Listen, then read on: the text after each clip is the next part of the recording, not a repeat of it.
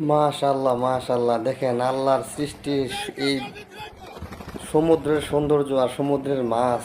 আহ এটার শুকরিয়া আদায় করে শেষ করা যাবে না। দেখেন আল্লাহর কি সৃষ্টি, কত সুন্দর সুন্দর মাছ, কি বড় বড় মাছ, কি পরিষ্কার মাছ। বিদেশি নাবিকরা দেখতে কিন্তু বোঝা যায় তারা কিন্তু পর্যটকের মতন সমুদ্রের বিচে তারা মাছ মারতেছে। সমুদ্রের বিচে কি সুন্দর একটা পরিবেশ, কি সুন্দর মাছগুলো। অনেক সুন্দর তরতাজা মাছগুলো। দেখেন বিদেশিরা এত সুন্দর মাছ মারতে পারে, আপনারা এই ভিডিও না দেখলে বুঝবেন না। দেখেন কি সুন্দর জাল, বড় বড় বড় ফায়ার জাল, শুধু বড় মাছ আসবে এই জালের মধ্যে। এবং দেখেন আপনারা এই ফুল ভিডিওটা দেখুন এবং ভিডিওটা অন্যকে দেখার সুযোগ করে দেবেন। দেখেন এই বড় একটা মাছ, 4-5 জনে মিলে মাছটাকে ধরছে, বড় একটি মাছ, আর ছোটো মাছগুলো জালের মধ্যে আটকে পড়ছে। দেখেন কি সুন্দর মাছ, এগুলো তো সামুদ্রিক মাছ, বড় বড় মাছ। যদি ভিডিওটা আপনার কাছে ভালো লাগে অবশ্যই লাইক দিবেন এবং ফলো করবেন আমাকে। যারা ইউটিউবে দেখছেন অবশ্যই সাবস্ক্রাইব করবেন।